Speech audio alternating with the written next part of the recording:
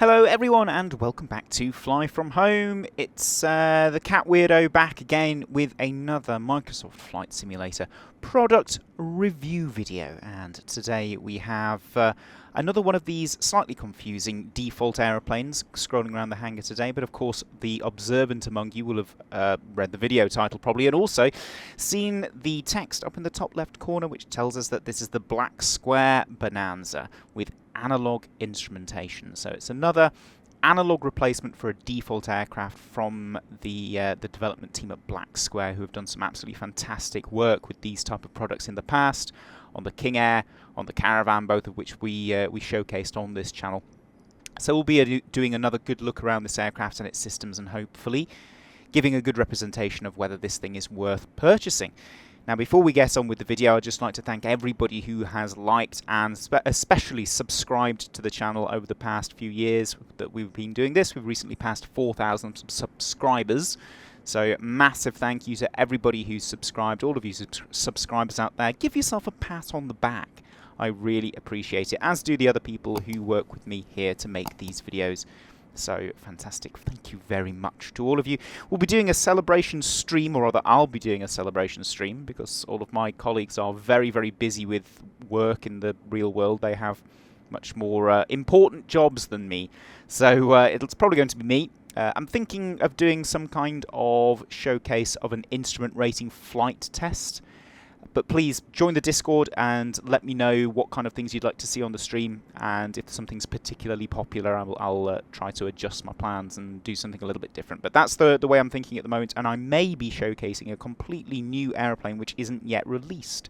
So that might be interesting for those of you who are interested in that kind of thing. Right, so without further ado, what's this thing then? Well, the A36 Bonanza, or the Bonanza in general, is really the genesis of the commercially available light aircraft, the personal light aircraft that's become so popular with private owners and flying schools all around the world. Your things like your Cessnas and your Pipers and all the rest of it really have something of a genesis in this aircraft. It's got a full all-metal construction. It's got a horizontally opposed compact engine, air-cooled. It's fairly simple to maintain for the most part, and generally all of your PA-28s and all the rest of the aircraft that came after it all owe at least something to this particular aeroplane. Now, it first flew in 1945, and those of you who are familiar with this aircraft and its lineage will know that, well, it's most famous for its F-117 style V-tail, and this one doesn't seem to have it. Well, that's because this is the A36, which is a later variant. Now, the A36 first came about in 1968, believe it or not. It was a stretched version of the original V35 Bonanza with the stealth fighter tail. It has a 25cm fuselage stretch and an extra pair of fuselage windows on each side. It had originally a 285 horsepower Continental engine, which was improved in 1970, I believe it was, with an IO 550BB, which is a 300 horsepower version. The model that we've got here is a representation of an aircraft which may have been made in the mid-2000s. It's got a more modernised panel, although it's not, of course, cutting-edge glass panel, because that's the one that's represented in the default game, which is the G36, which, believe it or not, is the only one still in production. So, from 1945 to the present day, this is actually the longest running production run of any aircraft ever. So this is really, really, really impressive. It's still a popular aeroplane all the way to today, and it really shows the longevity and the quality of the original design. This aircraft that we have here, as I said, is an A36 standard, normally aspirated aircraft with the standard wing, which is exactly what you'll get in the default Microsoft Flight Simulator, except it's the G36 with the G1000 cockpit. Now, the difference all comes inside. The external model, by the way, is, for this particular model, exactly the same as the default, so you'll find absolutely no differences externally. Internally, though, as you can see, you don't have the big fancy glass panel G1000 screens. You have your traditional six-pack instrumentation with your airspeed, attitude, altitude, turn coordinator, slaved HSI, vertical speed indicator, We've got a radar altimeter over here. We've got an RMI, a radiomagnetic indicator. Got a OBI, omnibearing indicator here, and a stack of radios. You can notice the PMS 50 GTN 750 has popped up here, my preferred instrument of choice in these airplanes, but there are loads of different options which we'll go over later. We've got a weather radar. We have a transponder here, traditional Garmin GTN, was it 527, 327? Garmin transponder, an ADF unit, and various other little bits and pieces. So very nice analog cabin in here. You can see all of the seats have been redone. All of the interior is all custom made, and the animations are all very fluidly done. The gauges are all developed. I'm talking about things I really don't understand here, but the source code for the gauges are all designed to move the gauges as realistically as possible. It's one of the things that Black Square have done to really improve the realism of this product. So appreciate that. Appreciate the effort that's gone into the inside of the airplane. It's very, very cool. Now, if this was all that came with this package, it would still be pretty cool, but thankfully Black Square have included some other variants. So this is the same A36 with the optional tip tanks installed. Now these things add another about 40% fuel on top of the fuel that the aircraft already has. It already carries quite a lot of fuel, but the tip tanks add even more, increasing the range and endurance of the airplane, and they also look really, really cool, which is of course the primary function of these things. So these are an option. You can select to fly with the tip tanks, and of course they are fully functional. They do increase the fuel capacity of the aircraft in the sim. It's not just a cosmetic modification. Very, very cool there. So you've got the normal A36 with the tip tanks, but also we have this thing. This is the A36 TC, and TC stands for turbocharged. So this is the turbo normalized version of the A36. Now it's the same 300 horsepower engine, but it has a modern turbo normalized turbocharger, which means it's got an automatic wastegate. It doesn't mean you have to modulate the throttle inputs like you do on a turbo Arrow, for example, which allows the aircraft to go up to a critical altitude of 19,000 feet pressure altitude without losing any of those 300 horsepower, which obviously results in a pretty spectacular cruising speed. In fact, this thing can almost go 200 knots true airspeed at higher altitude, which is incredibly impressive for a single-engined light aircraft. Bear in mind, this is still sort of in the same category as a Piper Arrow or a Comanche, single Comanche, something like that, which obviously is a reasonably nippy aeroplane, but it certainly can't go almost 200 knots. You're well within the realms of high-performance piston twins at that sort of performance category. It also carries 6 people, and you can pretty much fill it up with 6 people. You can't take full fuel, especially if you've got the fuel tanks. If you've got 6 moderately sized people on board, you generally have to only fill 4 of the seats or not take full fuel if you want to keep the aircraft within weight and balance limitations. But it's a very, very usable aircraft with a lot of range and a lot of speed. In fact, the only thing it's really missing is any kind of de-icing or anti-icing equipment, which obviously in Europe, in the UK, and the UK especially, would be a real limitation to using this thing for those kind of long, high-altitude airways trips that I often do in my line of work as a commercial instrument instructor. We fly the DA-42, which is an aircraft which has an anti-icing system built in, and quite often we'll fly into cloud at 10,000 feet or so. We'll pick up a load of ice, but the anti-icing system will clear it away or prevent it from forming as it's supposed to do on our aircraft.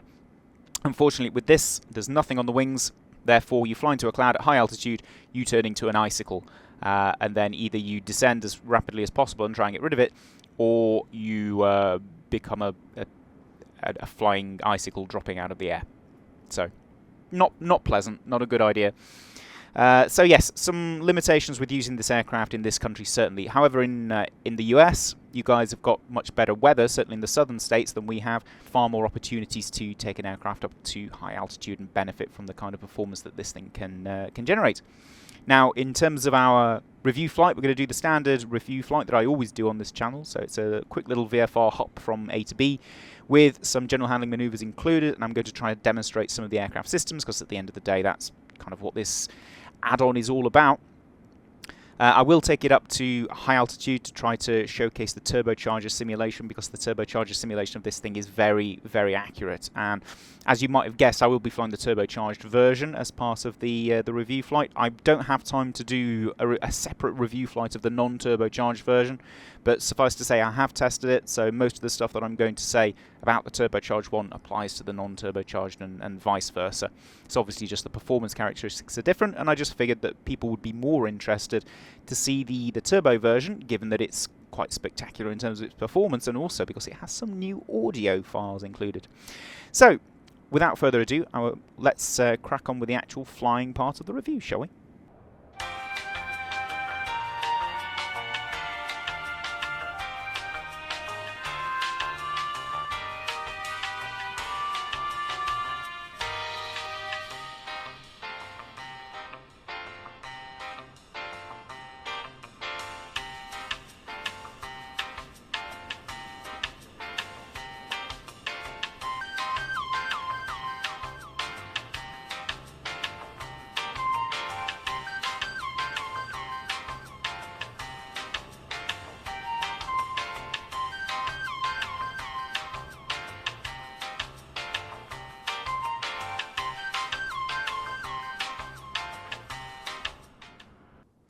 Right, now we've got that over with, we are now positioned as best we can on the Foxtrot apron here at Doncaster Sheffield Airport in the UK. Used to be an international airport until the end of last year, when sadly it was closed down. Since it's the spiritual home of this channel and all of our review flights start from here, I'm going to carry on that tradition until they remove it from the game. And probably still after that. So here we are, Foxtrot apron, lovely day, clear weather. I've cleared all of the weather out of the simulator, so we don't have any of that to worry about. Now, those of you familiar with my reviews, I normally pull up the Pilot's Operating Handbook and check all the performance figures against the real-world book figures. But unfortunately, I've been completely unable to find a POH available for free for a A36 Bonanza. I've found it for the normally aspirated one, and I have checked the performance of the normally aspirated one in-game against that, and it is pretty accurate. But unfortunately, the only figures that we've got are the ones in the black square documentation that comes with the aircraft for the turbocharged version. So I'll be checking the climb performance and cruise performance of the aircraft against those figures, but they are pretty basic. It's not a full-on Pilot's Operating Handbook graph, unfortunately. But what we will do is we'll depart out of here, we'll check the rate of climb, we'll check the true airspeed of the aircraft, we'll go all the way up to 10,000 feet. I'll probably have to put a cut in because it'll take us a while to get up there. And we'll check that the aircraft's turbocharger simulation is as accurate as Black Square are claiming, because they are claiming that they have a very accurate turbocharger modelling in this aircraft, much like the much beloved Cessna 414 Alpha Whiskey that we fly on this channel quite a lot. It was the first aircraft to really have a properly accurate turbocharger sim in Microsoft Flight Simulator. This is claiming to be just as good as that, so we're going to be checking that out. We're also going to be checking the general engine handling of the aircraft, any systems that we can play around with in flight, a little bit of general handling of the aircraft, so some steep turns, some stalls, make sure it behaves relatively as we would expect. And then we'll return back for a VFR join and some VFR circuits at Nottingham Airfield, which isn't too far away from us, just down to the south. So before we crack on with the actual review flight, let's have a quick look at the aircraft in the in-sim lighting. So the exterior model is very much the default Microsoft Flight Simulator exterior model, nothing too crazy here. Now you can see that the little door here, this is called the condenser door. So the aircraft in the sim is fitted with air conditioning.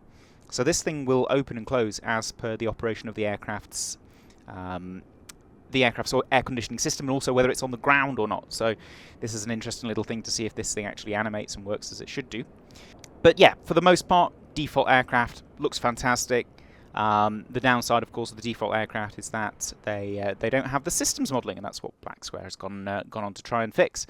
So here's what the panel in the interior looks like with the in-sim lighting. As you can see, it's rather nice. Looks lovely. I really like the very 70s-esque seats. There we go. We've got, look at that, little armrest there. Right. So first of all, let's have a look at the different radio options that we've got available. As I said in the hangar, this is the GTN 750 by PMS. So this is an add-on. You can get a free version or the paid version, as I have here.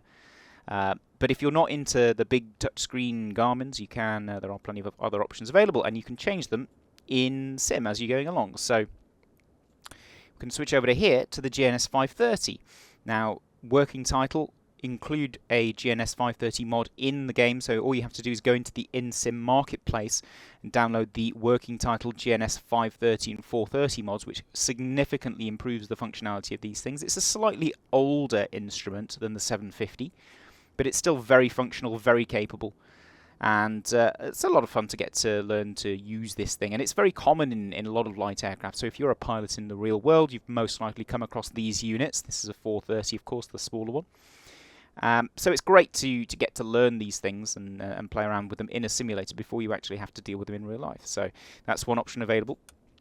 The final option available for the primary radios is a 430 for the navigation, but also very basic KX55 Bendix King radio stack just here, and the KNS 81 RNAV computer. Now we've briefly touched on this thing in the past in other videos that I've filmed. One day I will learn to use this thing and showcase what it can do on a stream or on a video.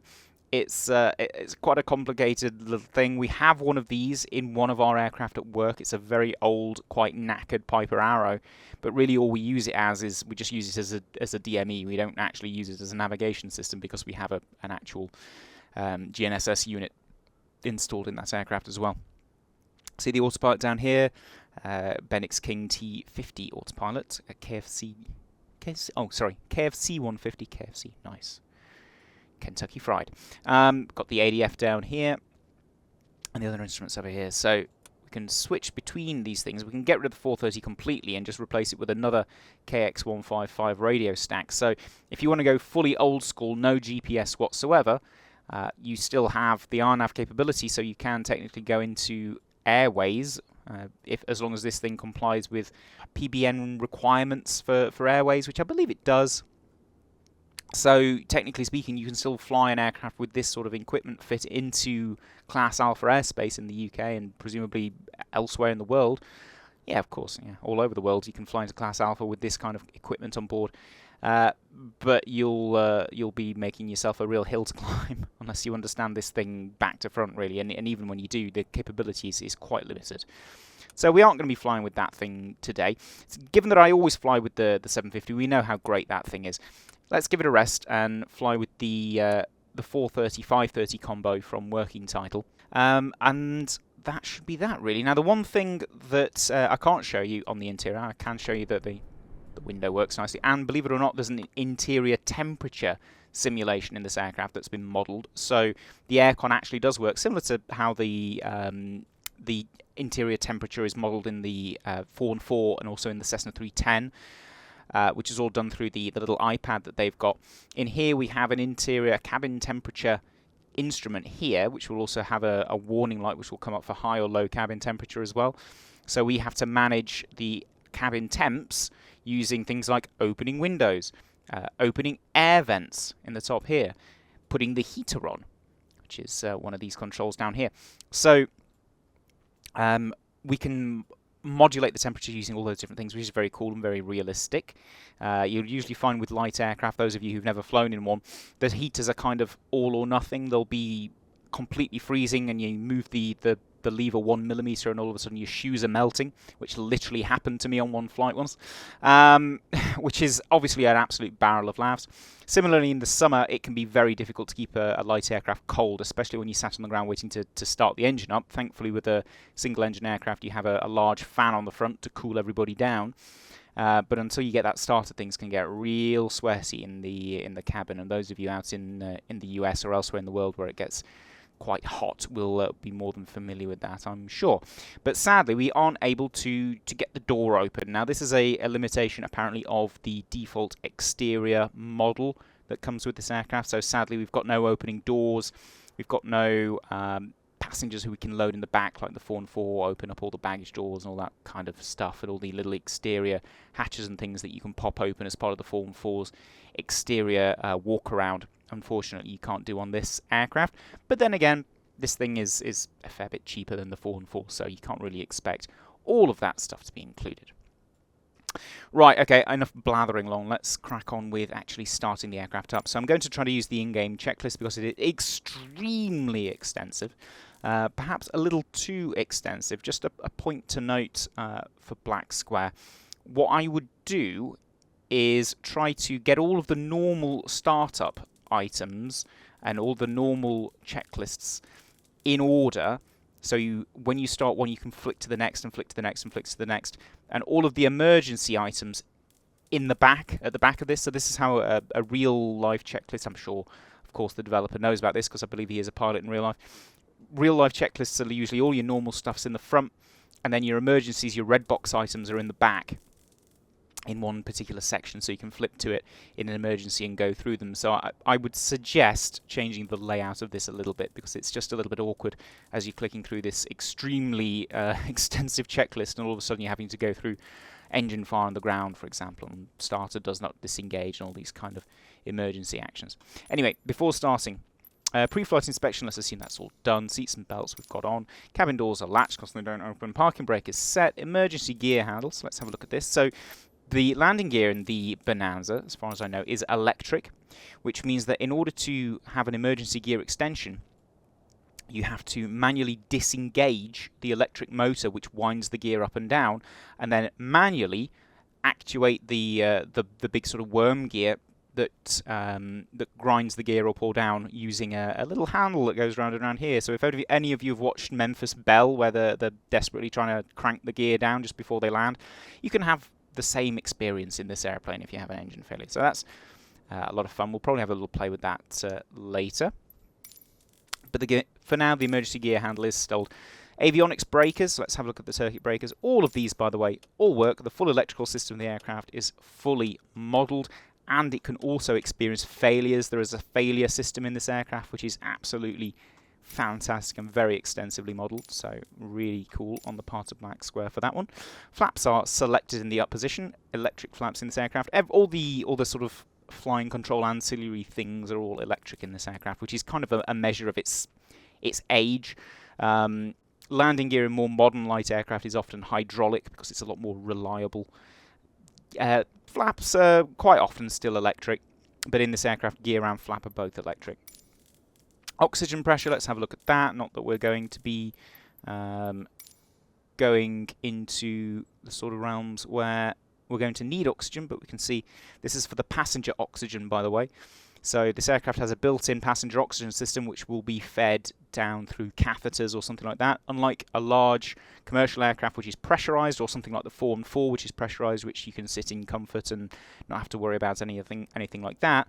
Once you're above 10,000 feet, beyond about 30 minutes, you'll be wanting to put on passenger oxygen masks. So this will either be like a little tube, like almost like a medical oxygen tube, which will go up your nose, or it'll be a mask which goes over your face to constantly force feed you with oxygen and stop you from suffering from hypoxia.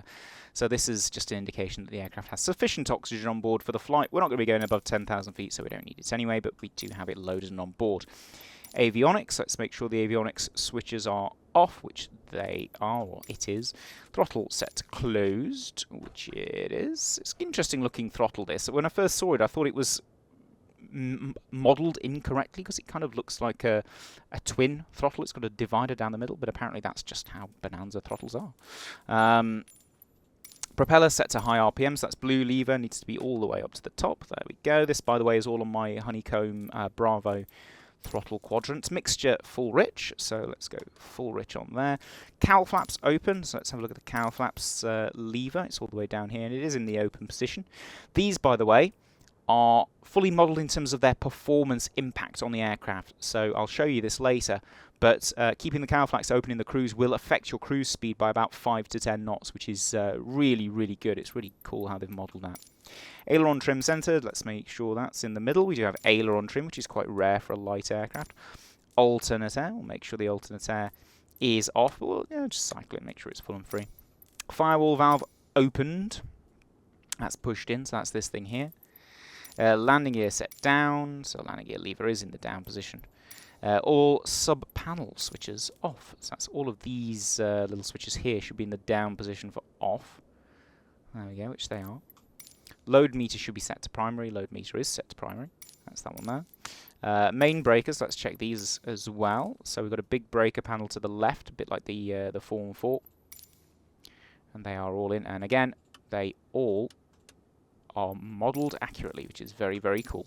Alternate static, so this is for the aircraft's instrumentation. So if you have a static port blockage in flight, you can open this up and it will draw static air from an alternate source, aka in the cockpit. Hang on, there we go. So we make sure that that's in the normal position. CO detector. Let's have a look. So there we go, look. You can see the CO detector does actually work in this aeroplane. Unbelievable bit of realism there. And you can see it's constantly flashing there to show us that it is guarding us against the CO. Fuel selected to the fullest tank, so everything is full at the moment. So we've got left main tank selected. Beacon light. So let's pop the beacon light on. So there we go. So I'll see if this... There we go. I've got it as the switch on the honeycomb, so I'll just do it on there. I'm also going to put the nav lights on because nav lights are also the universal signal for I am under power on the ground. So battery mass can come on, so let's pop that on. You can start to hear the aircraft gyros, electric gyros running up. See the nav lights there. The beacon should be flashing away too. Just about to see that. Oh yeah, it's quite dim actually. There we go.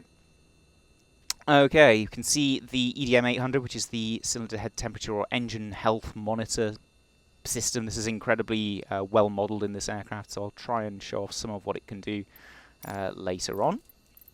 Bus volts should be 23 volts of a minimum. So let's have a look at this funny little thing. Yeah, we've got... it's a bit difficult with the parallax error on these kind of gauges, but yeah, we've got just about 24, I think, by the looks of things. Enunciators test and consider. Consider? How does one consider enunciators? So we hit this button. Presumably it turns them all on. So let's have a look at the panel. Yeah, they're all working. And we have the gyro warning, obviously, because the gyro suction pump of the aircraft isn't running, because the engine isn't running. Primary alternator coming on. So pop that on the honeycomb as well. Standby alternator should be on as well. So pop that on too. Main fuel quantity should be checked. We've got full in the mains. 2 gauges there. Tip tank quantities, we should also be full in the tip tanks. And we are. We can see the tip tank gauges over here. You'll find the layout of this aircraft, of this cockpit, quite confusing. And it's not really black squares' fault. It's just how the aircraft is set up in real life, unfortunately. It's an old aircraft. It's not set up in the most ergonomic way, unfortunately. So aux fuel pump's going to low. We can hear that running. And we can turn it off again. So we're just basically making sure it's working by seeing if we can hear it. Standby gyro pump on. Standby gyro pump annunciator illuminated. There we go, standby gyro pump. Instrument air should be in the green. Let's have a look at that gauge. There it is, and it's in the green. Standby gyro pump off. There we go. Now we're on to engine start cold. So mixture is set and checked full rich. Props to high RPM. Throttle full open. Aux pump high for 2 to 3 seconds. Okay, so let's find it again. Alright, I can't. There we go. 1, 2, 3. Just did that with a scroll wheel so I could do it quickly. Probably should have checked the fuel flow was running as I was doing that, but never mind. Throttle open to 1/2 inch, so we'll do that, and starter engage. So this should be the start. So we've check clear all around, check parking brakes on, cover the brakes, and pray to the gods. Maybe need to hold that.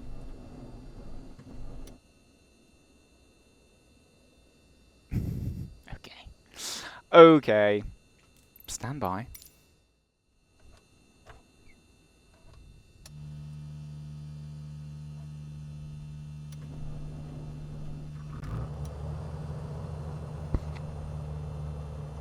Okay, there we go.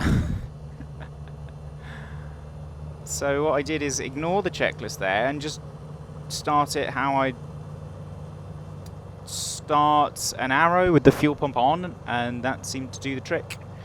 I don't know, next question. I did follow the checklist to the letter, no start, and then just fiddled around with it a bit and then did it.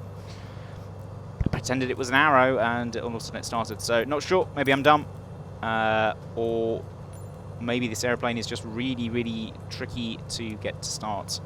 No idea. Anyway, after starting, so there we go, throttles 1000 RPM, which it is, yeah, oil pressure we should have in the green, so which we do.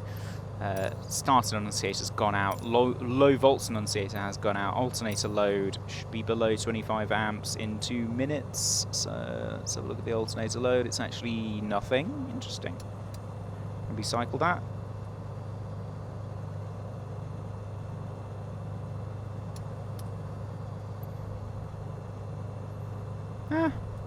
Okay.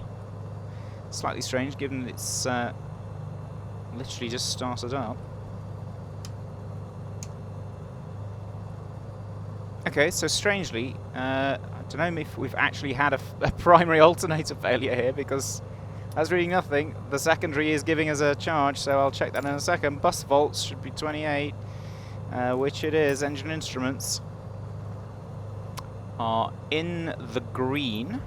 Lights is required. We've got beacon and navs. Weather radar. Okay, so we're going to put the weather radar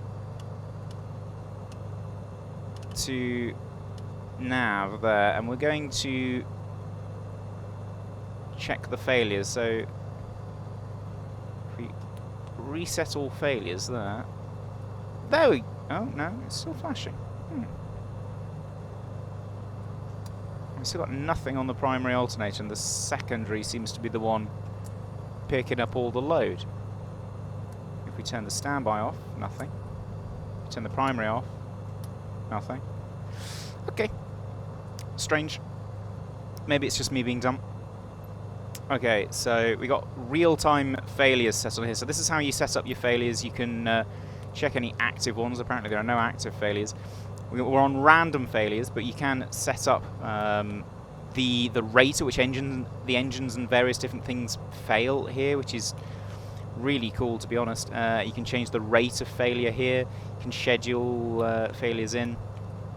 So very, very good, very interesting stuff. Let's leave the weather radar on standby there. Avionics can come on now, so pop that on there.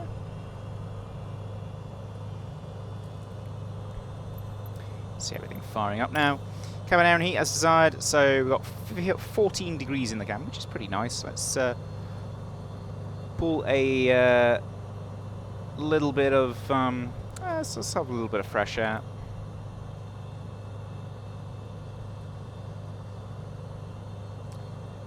Keep the cabin temperature nice. Obviously, as we climb, it'll get a little bit colder, so we may have to pop the heating on, but for now, we'll leave it as is. Air conditioning as desired, so presumably, now the door is still open. So if I put the air conditioning on now, so if I pop air conditioning and go to high blower, is that going to give me a no? Oh, that AC door extend. There we go. Look. So I think that has opened a bit more, maybe. Not sure. But you can see that that is actually sticking out there because the AC door causes quite a significant amount of drag. So you shouldn't be taking off with the AC door extended. So if this light is up, you actually can't depart. So let's pop all of that stuff back off because we don't need it. Mixture lean for taxi. So this is important. We're going to pull the mixture back a fair bit.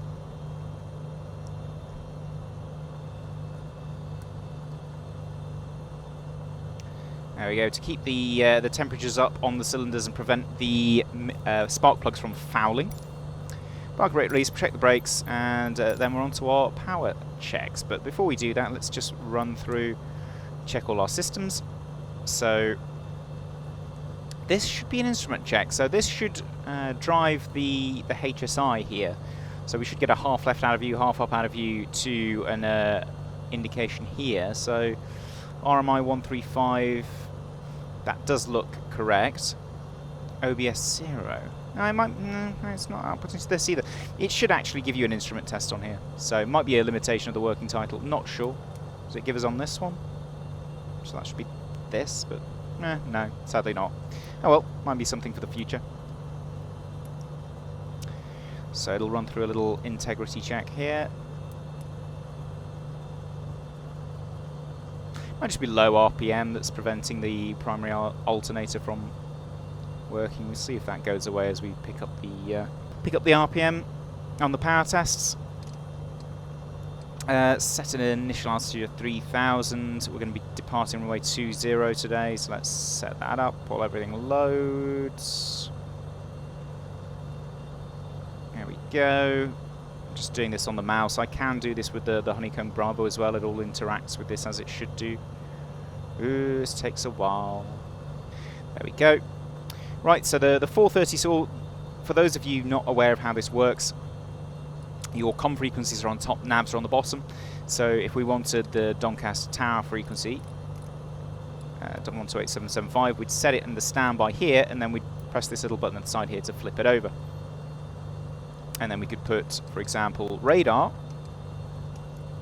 which was 126.225.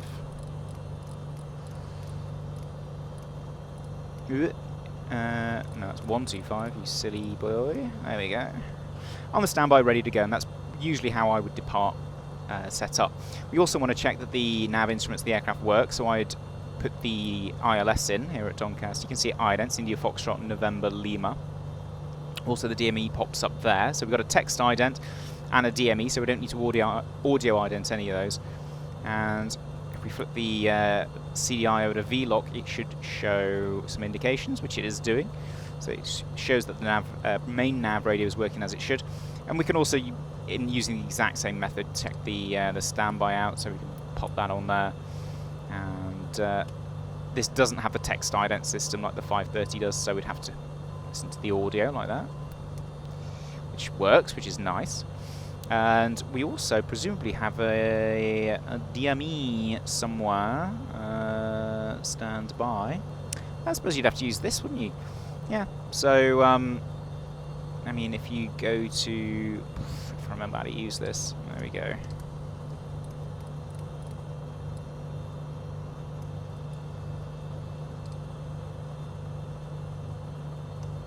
Okay, so nav2 presumably we don't have a DMA output for unless there's something else knocking around here that I'm not noticing. Oh, hang on, here we go. Look, so we've got a DME here, so it's 0.4 mile on nav1, 0.4 mile nav2, but we would have to get the DME ident for this particular one. It's just me being blind, never mind. Let's check the ADF while we've got the chance. Foxtrot November Yankee should be 338. Flip those over. Now, something that Black Square have implemented, not just on this aircraft, but on all their other products as well, is a realistic simulation of radio navigation aid signal attenuation and degradation over range and altitude and all that kind of stuff. So in the defaults in another Microsoft Flight Simulator airplanes, you come into range and the instrument just instantly flicks into use. And this is exactly, by the way, how it works in our training simulator at work. So this isn't just a problem with Microsoft Flight Sim. This is full FNPT training simulators that don't show this properly. But Black Square have actually come up with a little mathematical formula to make this work properly. You can see the ADFs wavering around a little bit like they often do in real life. So that's really cool. If you put it in antenna mode, it should park on the right wing. Oh, okay, they haven't done that.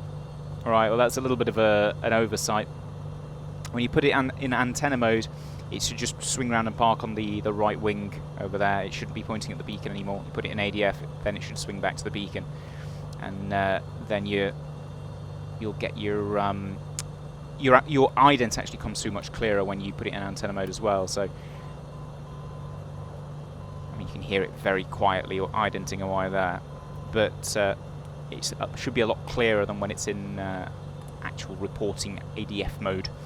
So, quick check of the radios, instruments, airspeeds reading 0, and subscale, we'll just keep it set there for now.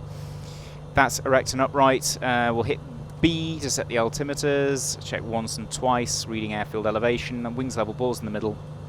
That's all set up. What we'd normally do, now this is an instrument which is slave to a magnetometer, which is a little device in the wingtip, which is like a very accurately reading compass. So this is just a backup, so this isn't connected to this. This thing has its own magnetic source out in the tip of one of the wings. So what we can do, as you can see, this little indication here shows that it's properly lined up, but if we turn it to free, and we just drive it out of phase there a little bit by about 30 degrees, put it back to slaved, it should realign itself, which it has done, so that's exactly how we'd check that instrument in real life. And we've already set up the CDI and the heading indicator. Vertical speeds reading 0, nothing to set up on there. Minimums on the radar altitude, I mean, we'll wind it to, don't press that.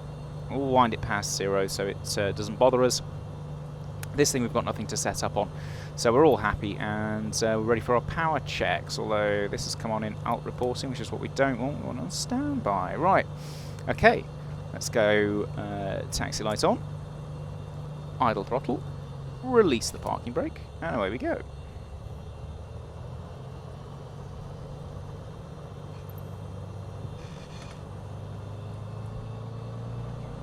Quick check of the brakes, make sure they're working, which they are.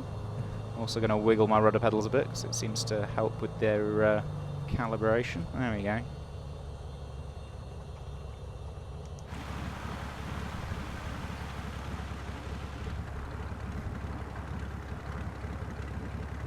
So, for the most part, the engine sounds are default Asobo, which is really not a bad thing because they're incredibly good. But Black Square have made some alterations to the turbocharged version, which I'm sure you'll hear when I start putting some power on. In terms of the ground handling, yeah, it's pretty good. Feels like a fairly sturdy light aircraft, as obviously it should do. Now, if we're going for an IFR flight, I'd be very careful checking all my instrumentation and making sure it all operates as it should. And it's good practice to do it all the time, regardless of whether you're intending to fly into IMC or not. IMC being instrument met conditions, aka clouds. And how you do that is you basically turn the aircraft on the ground and check all the instruments are reading as they in the correct sense for that particular turn. So for a turn to the left, as we're coming up to here, the number should be decreasing on here, decreasing on here. You get a wing to the left and a ball to the right. So decrease, decrease, wing left, ball right. Everything else stable.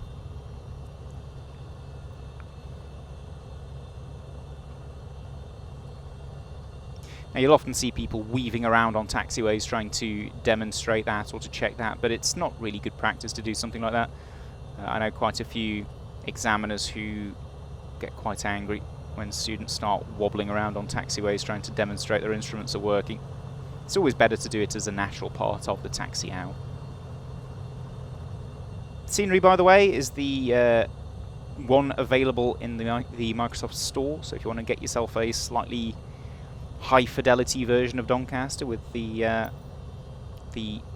accurate hangars and all the other sort of fancy stuff, then you can pick that up.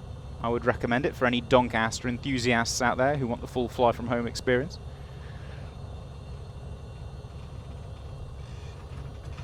Now, there isn't really any wind, but we are still going to pop it into wind, as we normally would in real life. Pop brakes on, reset 1000 RPM.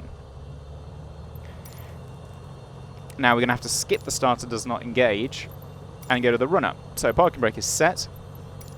Enunciators. Still got the standby alternator warning going off. Now, I don't know if that is because we've got the standby alternator turned on or... No. Again, not sure with that one. Remote compass, slaves and lines. Yeah, we've already checked that one. Mixture set full rich now. Go full forward on there for the power check. Throttle, we're going up to 1700 RPM.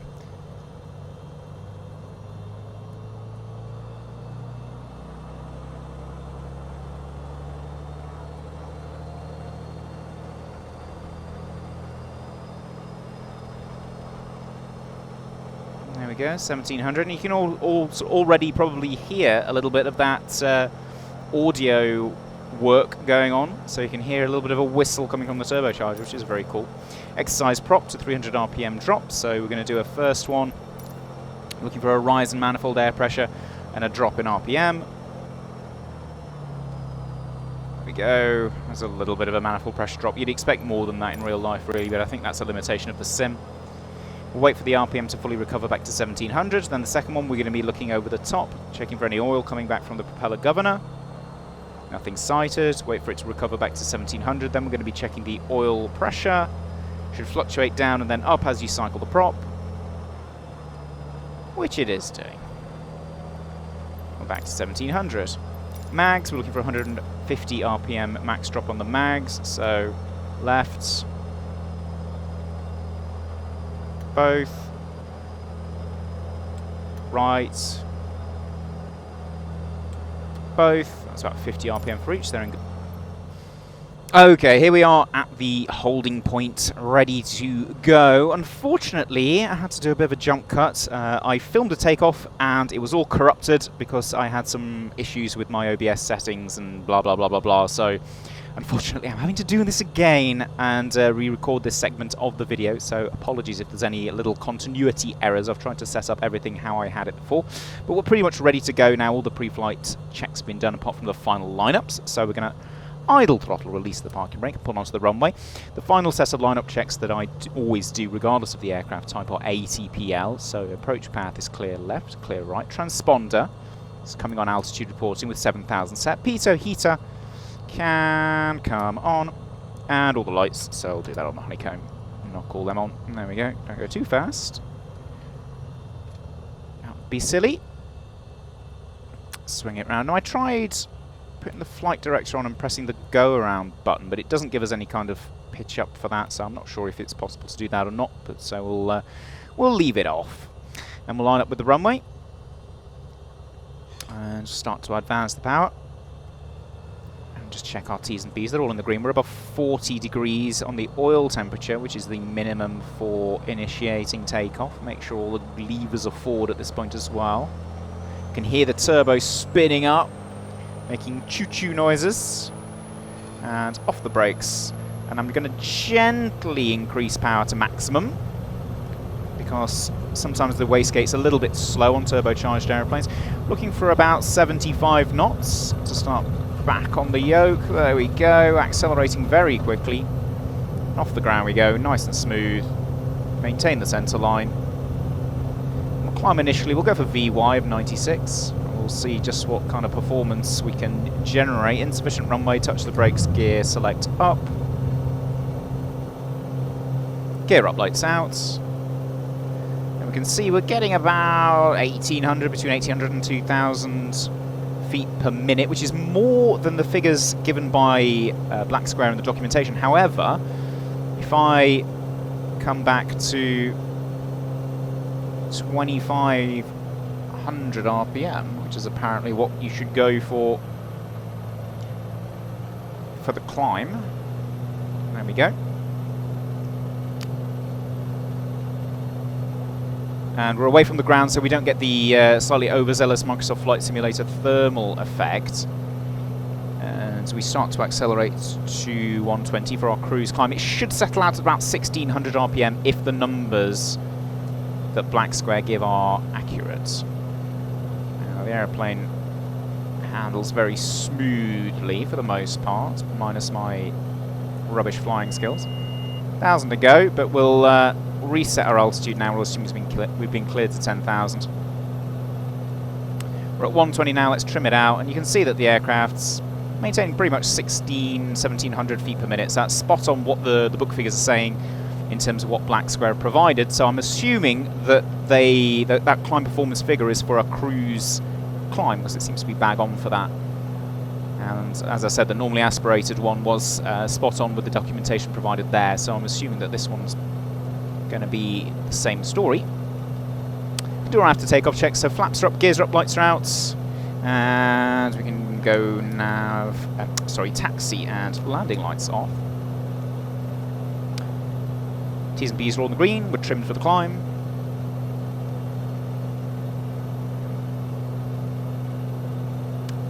just going to climb out on runway heading, I think. Pop the weather radar on, not that we're going to need it today.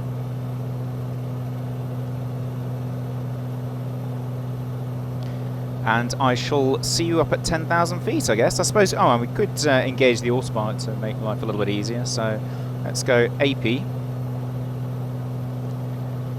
And heading.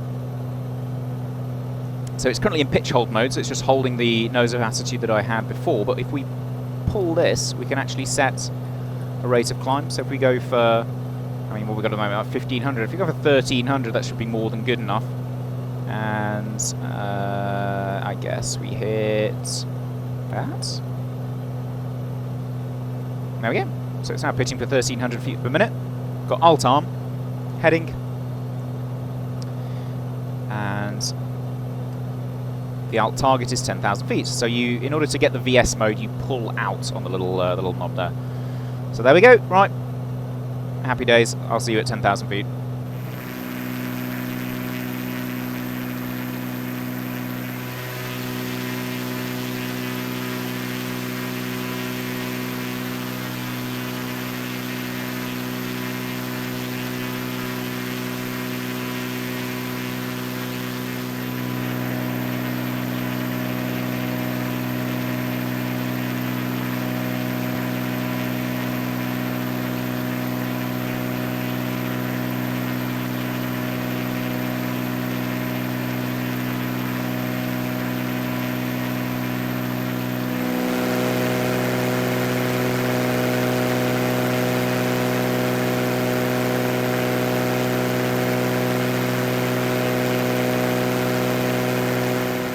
Okay, that's 1,000 to go. See the cabin temp low light has come on, so we can close the vent and maybe give it a bit of cabin heat, maybe.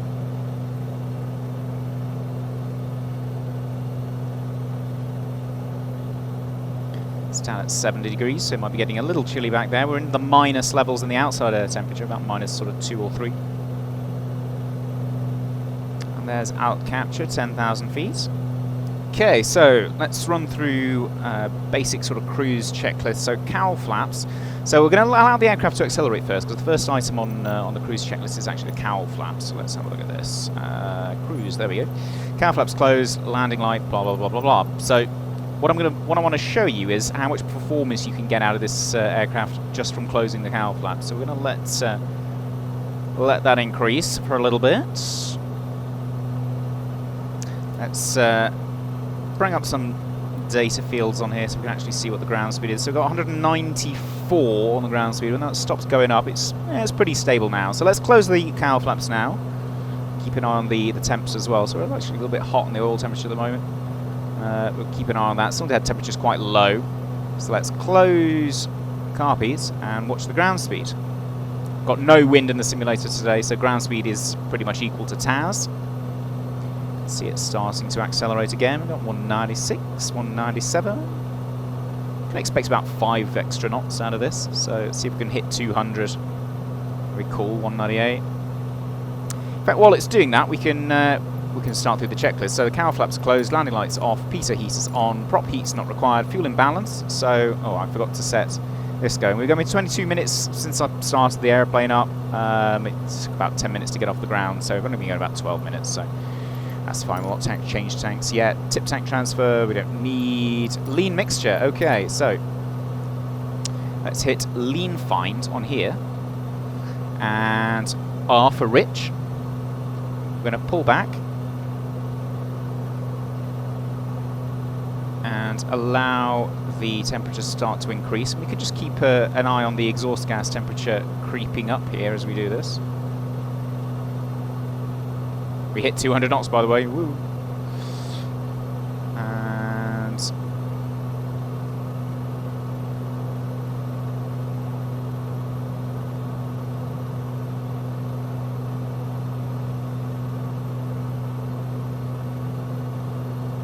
if we leave that there for a little bit, what it's going to do is come up with a message that says leanest. So it'll identify the leanest of all the cylinders, aka the hottest one. So we can see cylinder 4 is the leading contender at the moment. and it will tell us the percentage to set this to achieve a rich of peak power setting, which should protect our engine, keep everything nice and happy in that department. Well, absolutely steaming along, so I am going to just steer us around to the east a little bit, stop us going too far south. Cabin temps now high, 32 degrees. Heat is actually pretty good. Like I said, on the ground, light aircraft are quite often a mix between melting your feet and freezing to death, and very rarely a nice medium in between the two. Okay, there we go. So there's our leanest message. So it's flashing up that cylinder 4 is the lean one. So what we need to do is, where you see that little number at the bottom there, we need to get that into the minus, which means we are rich of the ideal peak. So we'll go for maybe there. That looks pretty good. Maybe a little bit more. You can see we're actually gaining horsepower by adding a bit more mixture, so as long as we're still doing that, then so we'll say that that's a pretty good place to have our setup, our mixture setup, and we'll get on with the rest of the flight.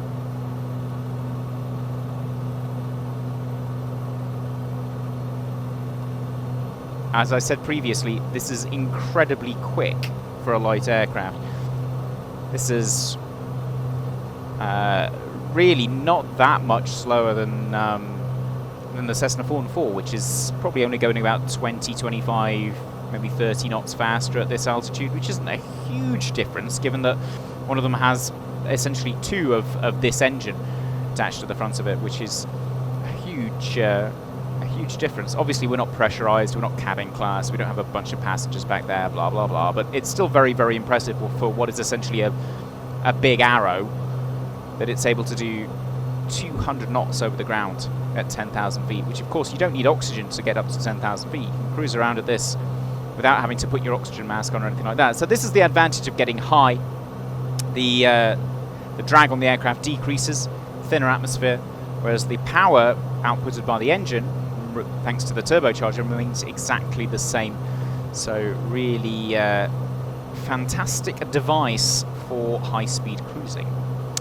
Now, as we were climbing, we didn't get any decrease in performance of the aircraft. You can climb all the way up to the critical altitude, 19,000 feet, and you will not have to touch the mixture at all, unlike more simplistic aircraft in Microsoft Flight Simulator, like the Coronado Seneca, for example.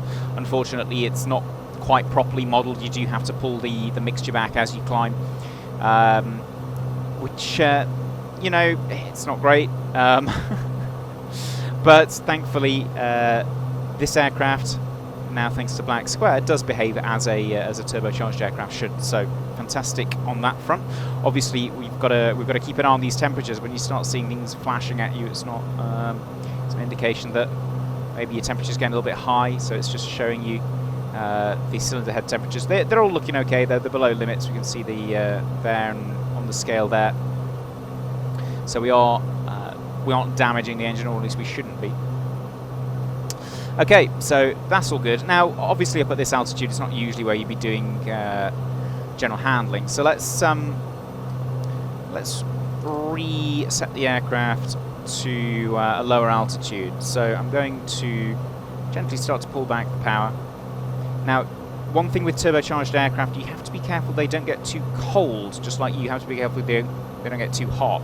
So we're going to keep the cowl flaps closed. We're going to keep the mixture leaned off. And we're going to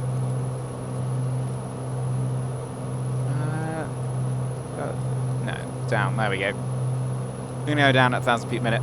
Alt arm.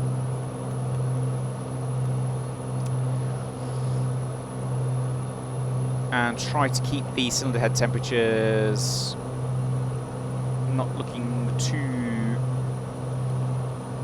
hot. We can go back out of leaning mode now, and it should keep cycling through there. But we know that number 4 is the one to watch, so that's the purpose of that particular instrument. It has loads of other features. The whole thing is fully modelled in this add-on. It comes with an instruction manual. It's that complicated, just this one little gauge, so I'd recommend you read that. I've just had a cursory read of it, but obviously I'm no expert. I've never flown... Well, in fact, I think I have flown with one of these in real life. The aircraft I did my CPL in had one of these, but I mean, literally all we used to use it for is leaning out and just checking the cylinder head temperature, so I'm not an expert on this thing by any means.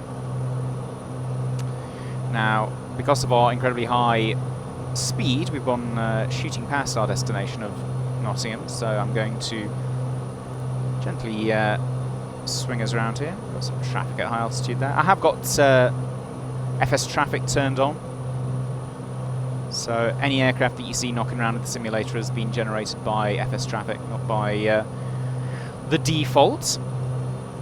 Right, so while we're waiting for all of this stuff, we can have a look at some of the other systems in the aircraft. Obviously oxygen, obviously heaters and things like that we've already had a look at. But one of the things that we've got in here is the emergency landing gear extension. So I would like to do an emergency extension. We're going to have to get the airspeed down a little bit, so I have to wait till we've leveled off to do that, to demonstrate that to you. Obviously all the electrical systems all work very nicely. Weather radar, should we have a look at the weather radar? So we should have a look at the weather radar. So weather radar is pretty simplistic, it's a default device, but it does give you a tilt up and down function. So for a descent we'd probably tilt it down by, I don't know, 3 degrees or so. We can adjust the gain, which is pretty cool. We can also hit vertical profile. We can have a look below us and see if there's anything below the aircraft. It also doubles up, as I showed you on the ground, as your engine monitor, so we're not doing a horrendous job of keeping the engine healthy. We're on 99%, which is pretty handy. Now we have definitely been running for more than 15 minutes, so what we can do is do our periodic Frida check. So a Frida check consists of fuel, so we're going to put the aux pump on to low and go to left main. As you can see, the right main would burn some fuel out of that. Go back to off, and we'll check the fuel pressure. So fuel pressure is... good question. Do we have a fuel pressure? Interesting. We might not. Well, 1,000 to go. I'm sure we've got one somewhere, but I'm just too stupid to know where it is. Obviously we've got oil pressure down here. Oxygen. Interesting. Maybe it's just a warning light on this aircraft. Maybe just come up with a light up here saying fuel pressure. There must be some way of monitoring fuel pressure in the aircraft. We've got a fuel flow, obviously. So if this dropped off, it would indicate that we've got all of a sudden no fuel flowing to the engine. But surely there must be a way of monitoring fuel pressure somewhere, because that's what we'd be looking at straight away to check if when you change tanks, potentially it could be a blockage in the tank. There could be contamination in the fuel, it could be a leak and that tank's empty or the line's blocked. Well, obviously you'd see empty tank on the gauge, but all sorts of different problems which could occur. So when you change tanks, you always have to be quite careful. You change the tank over and you check the pressures and make sure that they are all good and the engine's going to keep running before you crack on with the rest of the check. So that's the F. R is for radio, so we'd set up. So let's say we're going to talk to... Now, obviously, if we were general handling around here, we'd talk to a LARS, Authority Low Altitude Radar Service, which is what we have in the UK instead of flight following for you guys in the US.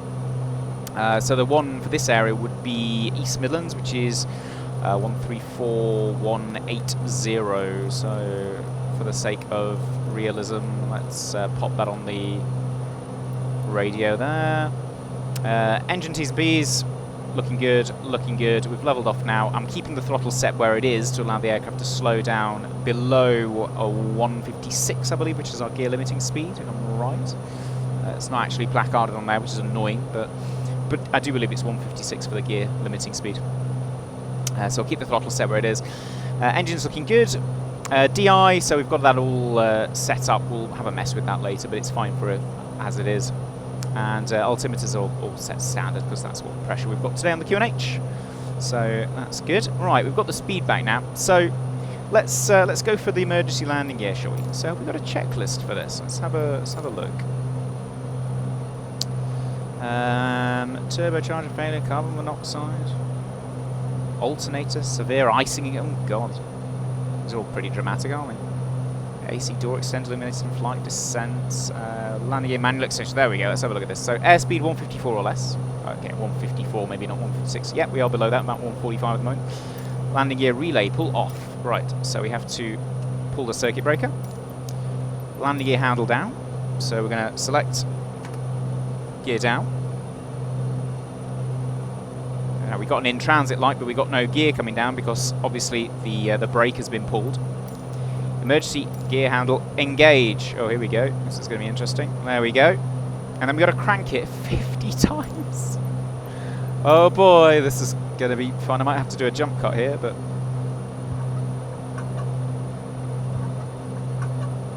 So each click gets you 2 turns. So you got to click it presumably 25 times before you've got greens. This is awesome. This is very, very cool. You can hear the gear is... Look at this. Gear's only partially down because I've not cranked it all the way. Keep going.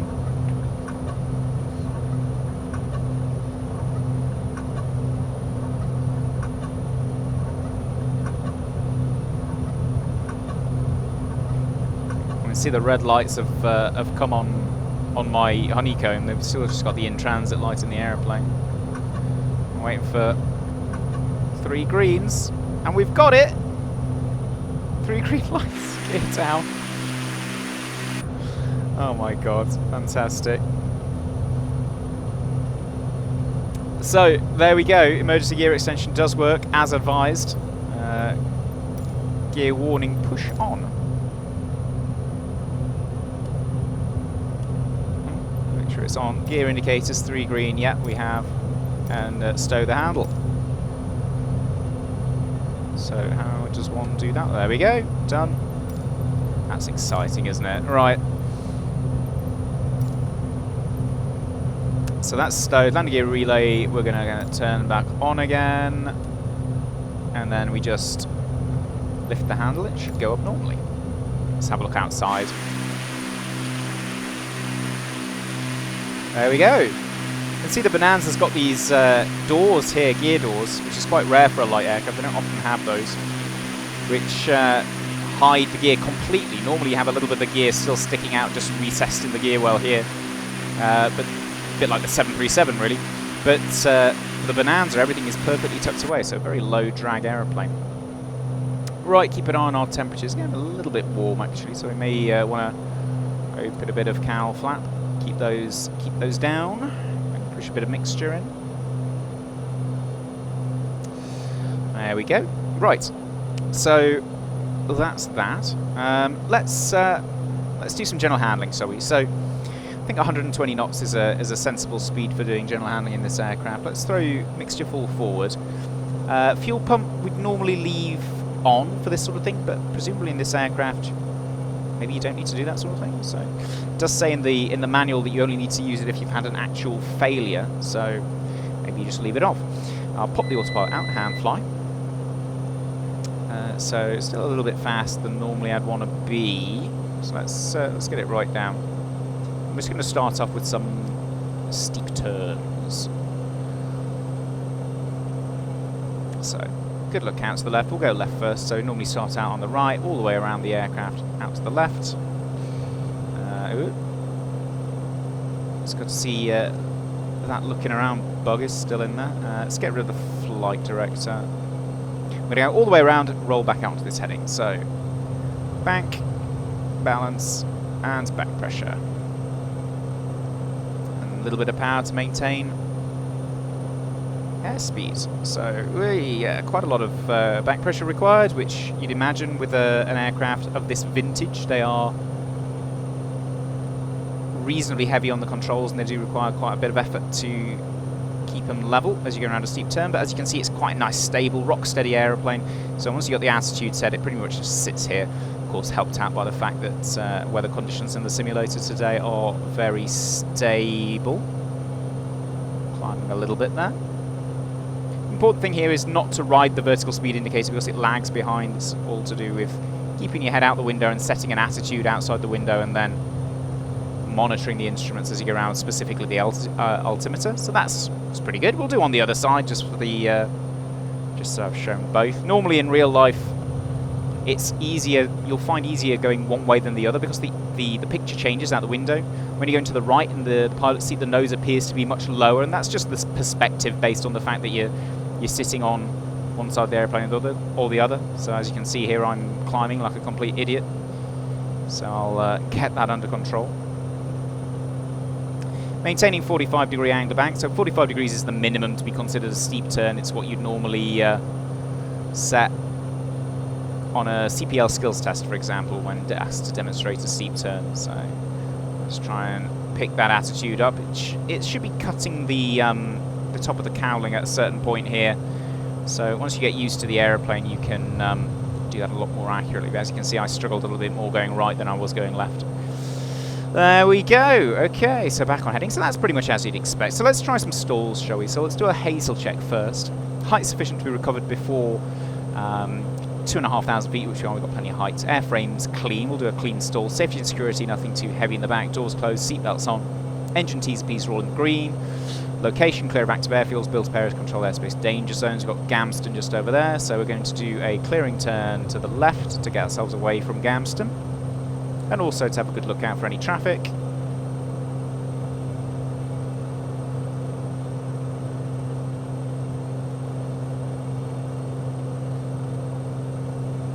In fact, we'll do a 180 all the way around. Some examiners don't like 180 degrees clearing turns. They prefer you to do 290-degree turns in opposite directions, but we're not on a CPL skills test today. We're playing Flight Simulator, so sure should be absolutely fine. As soon as you come out of that, we'll go straight into the manoeuvre. So go reds, blues, greens, prop full forward. I'm going to gently reduce the power all the way to idle. We've got to keep an eye on the temps because we don't want the oil to get too cold while we're doing this.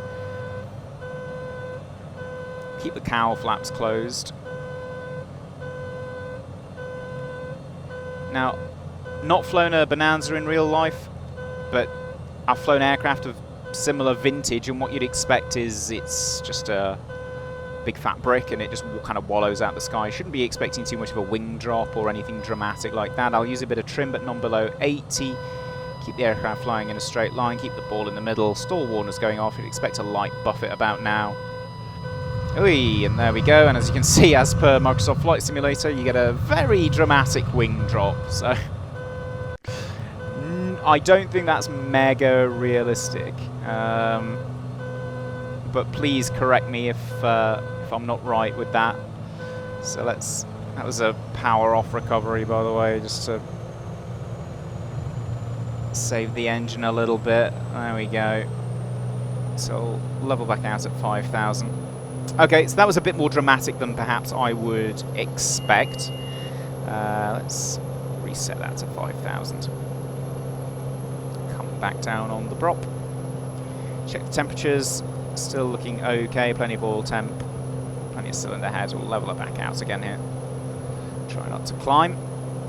Right, we'll try one more stall. We'll go for an approach config with power on and see how she handles that. So height sufficient still, airframe, so speed below 154, gear select down.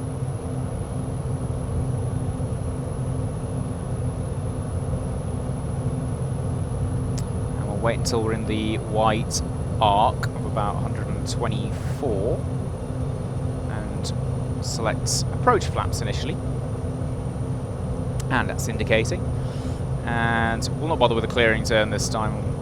Still in the right direction, so airframe's good, safety security is good, engine, yeah, still in the green, prop can go full forward, the recovery, location lookout, yeah, all good. Right, into the manoeuvre. So I'm going to go full flap, and I'm going to reduce power, but not all the way. I'm just going to leave the power at the point where the aircraft can no longer maintain steady airspeed, and it's going to go onto the back of the lift drag curve.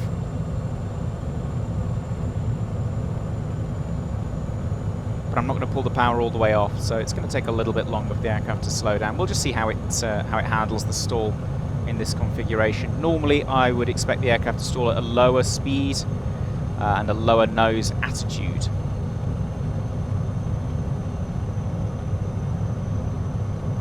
Just pitch to maintain the altitude here.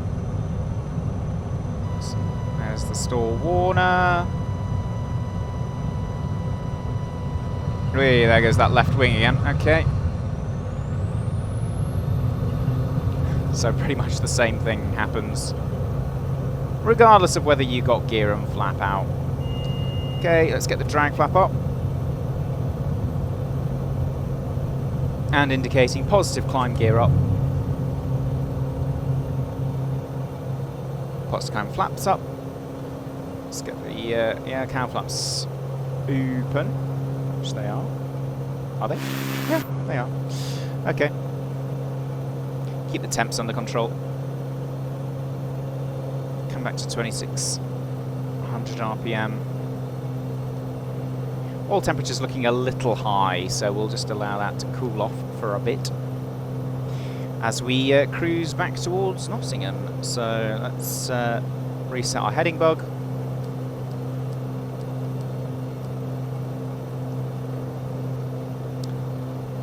Autopilot, heading and alt. And I can walk you through a very brief way of putting some waypoints in here. So if you just need to navigate to something very quickly, just hit the direct to button here. It's auto filled out EG because it knows we're in the UK, which is very handy. So we're going to EGB. N for Nottingham. Enter, enter. There we go. CDI into GPS. And then we'll just align with the bearing, which is DTK. The desired track is 225, so we'll line that up there. So the autopilot is kind of basic, but very functional. All of you IFR guys will no doubt have no problem operating this thing on the autopilot while you manage the flight. How's our oil temperature doing? Yeah, it's still fairly high. It's coming down though. Pull the power back a bit. That should help. And I guess we'll go nav.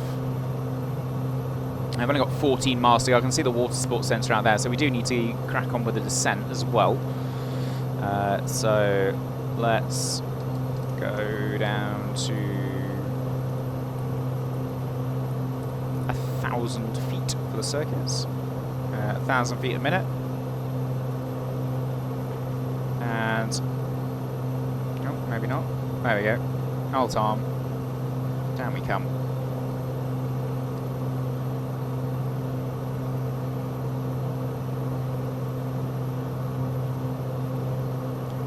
Gently walk this back now. So now we're descending, we're probably going to have the opposite problem. Temps are going to get a little bit too low, but we'll see. Do also want to get the speed up as well. We're still doing 180 knots over the ground, which is absolutely mega for a single engine light aircraft. It's such a fantastic performer.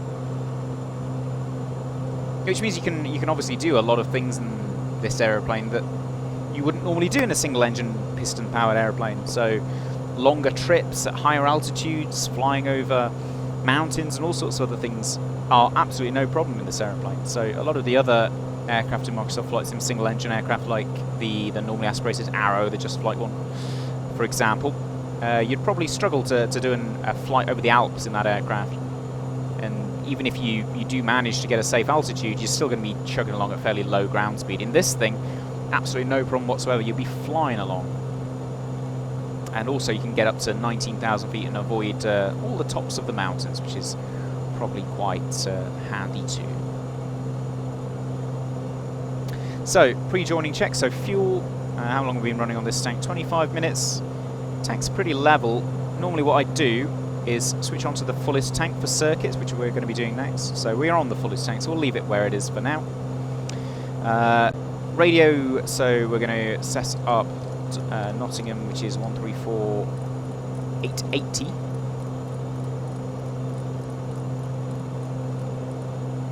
There we go. It's sign off from eSmids, Squawk 7000, or conspicuity, as you're supposed to say now, and switch over there. Speed's coming back a bit, but I'm going to dare to pull the power back even more, keeping a close eye on the temps. Now we're going to close the cowl flaps, bring that mixture back a touch to keep it from getting too cold. Turbocharged engines and aircraft, it's all about babying the temperatures in most of them, so this one's no exception.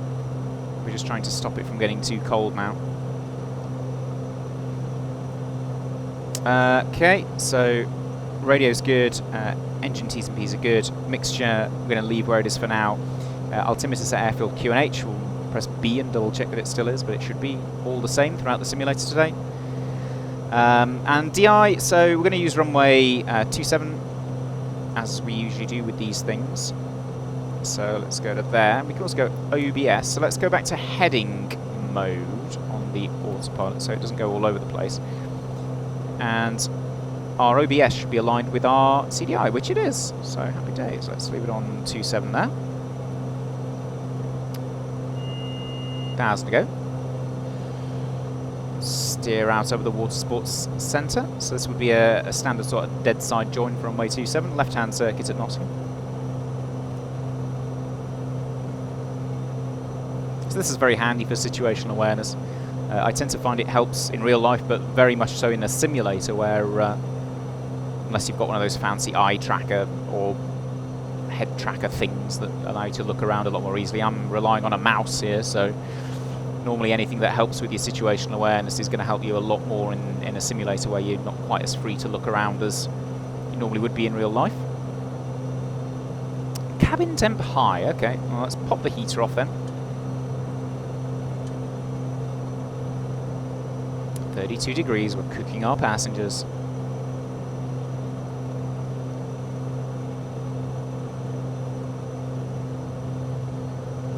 Okay, we're still a touch fast, but the speed is coming back now. We are level.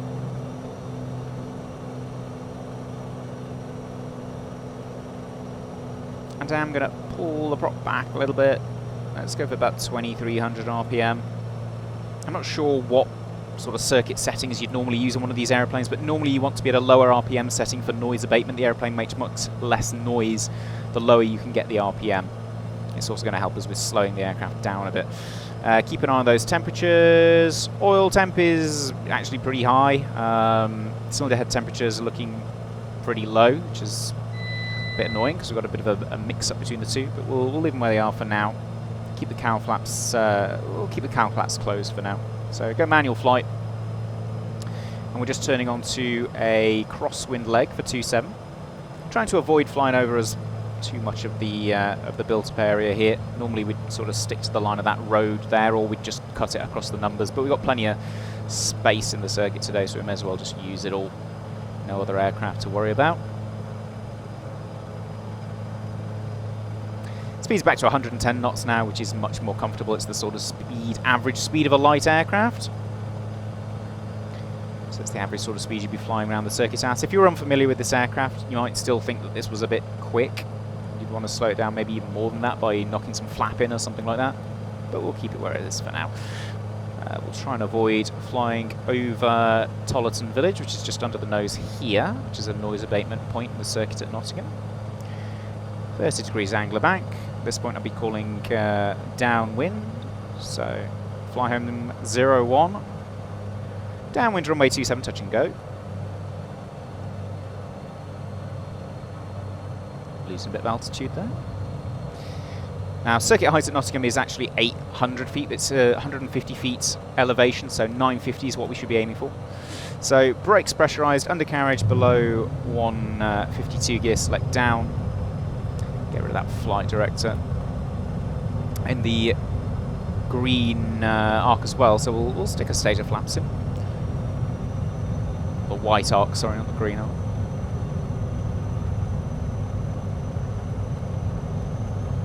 Getting quite slow now.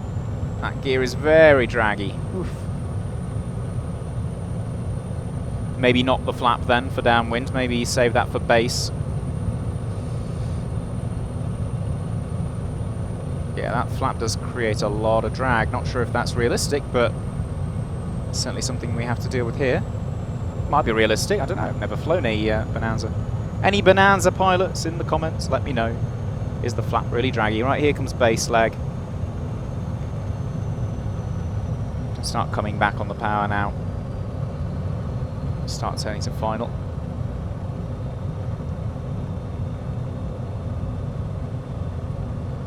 So brakes, undercarriage, mixed mags, fuel mixture, yeah, full rich mags on both, fuel on sufficient, fullest tank, flaps as required, instruments in the green carpet, don't have hatches on, secure lights. Let's pop those on. Let's go final flap. So flaps down, reds, blues, greens, full forwards, and get the cow flaps open as well, given that we're going to be doing a touch and go at 80 knots across the numbers. Sounds good to me.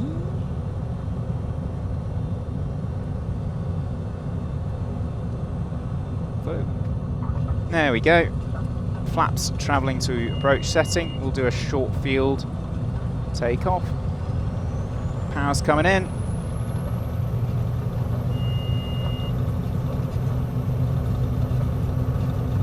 Rotate at 80. Positive climb, gear coming up.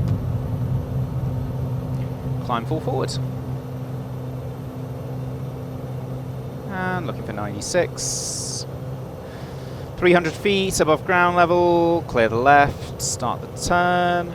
Turn quite early in the circuit here at Nottingham because of the built-up area that's just off the end of the 09 numbers. So hence the early turn.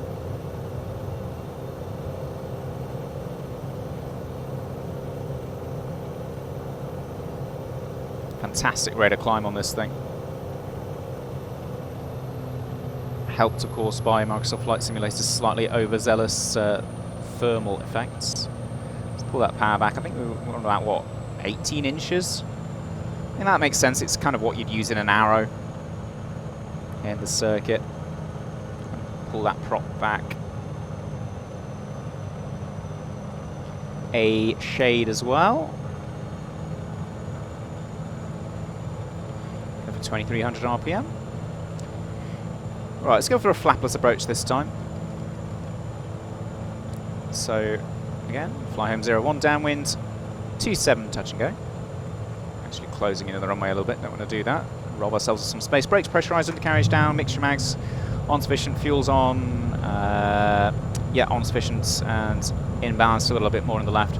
Flaps we're not going to use, instruments in green, carpet don't have hatches and harnesses, all secure, lights are on. Just keep it around 950 and bump a bit of that power in, check the temperatures. T's and P's are still looking good. Now you may struggle a bit more to descend on this one, so I'm going to pull the power a touch earlier so we can start descending a little bit before we did last time.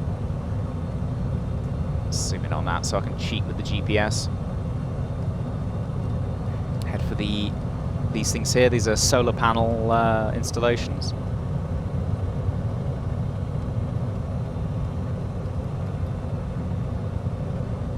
And turn a little bit earlier than we did last time because we're a little bit late.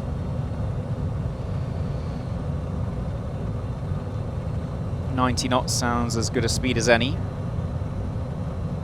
So we approach out in this airplane, so we'll try to maintain 90 down the approach. Reds, blues, and 3 green lights. Establish with a centre line.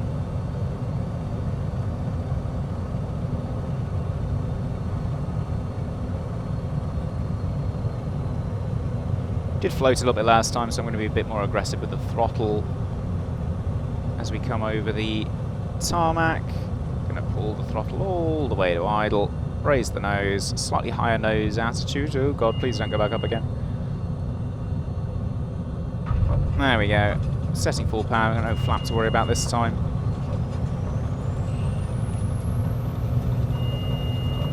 Power sets. And away we go. Insufficient runway, gear up.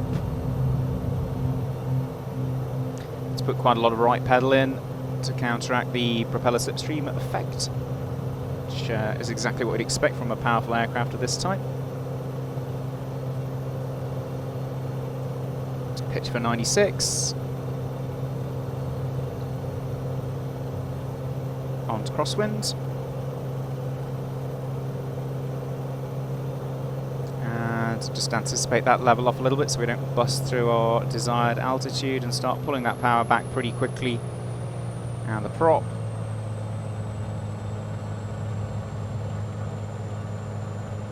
The faster the airplane, the more you have to anticipate your level offs, or the better the climb performance, should I say.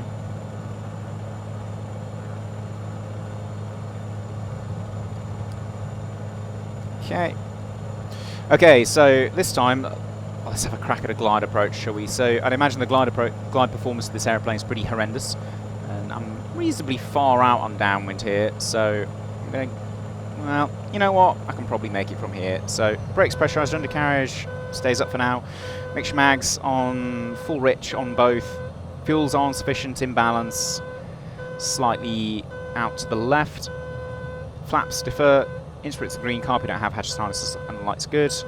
Let's go for 96 for the glide.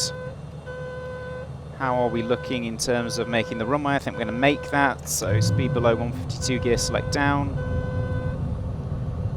Down 3 green. Flaps approach. Clear long final. Reds, blues, greens. I'm going to try to avoid flapping the turn, so I'm going to roll wings out and then select final flap there. You can see the descent angle is getting very steep as I pull all the drag out. Should be good, might land a little bit long.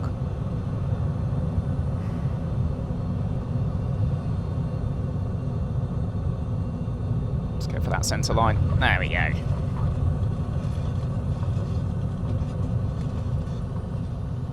And we can still make the turn off. Look at that. I just smoke the brakes a little bit.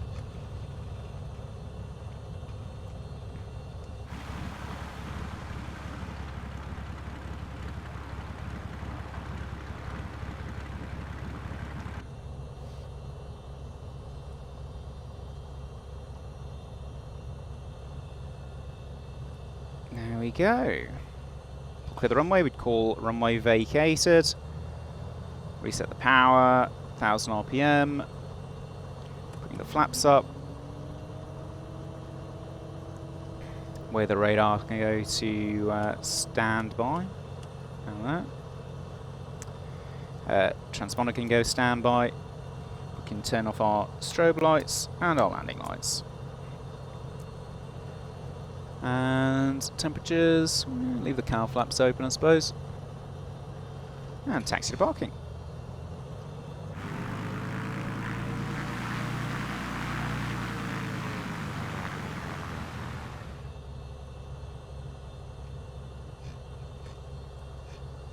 Okay, stop on the line, set the parking brake, 1000 RPM.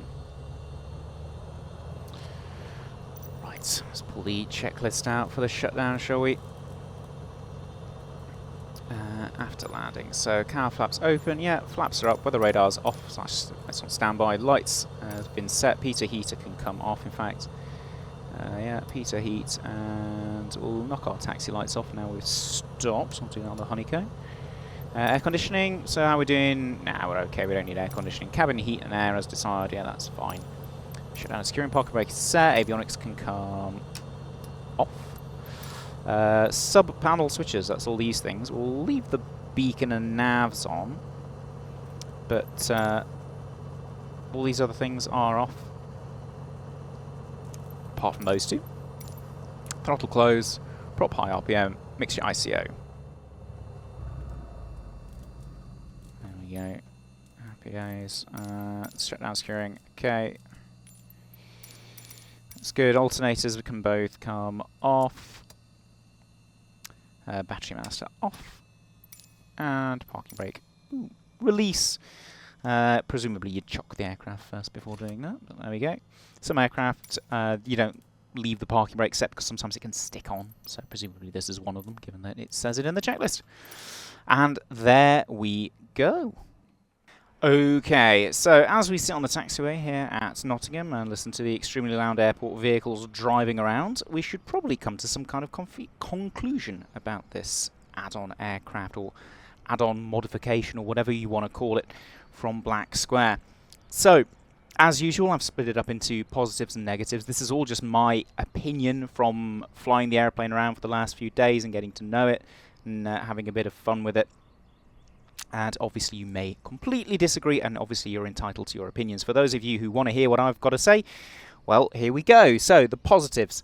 I've got the graphical quality of the interior is absolutely excellent. It's well up there with any of the add-ons out there for Microsoft Flight Sim. Obviously the graphical quality of this simulator is incredibly high, and this certainly doesn't look out of place.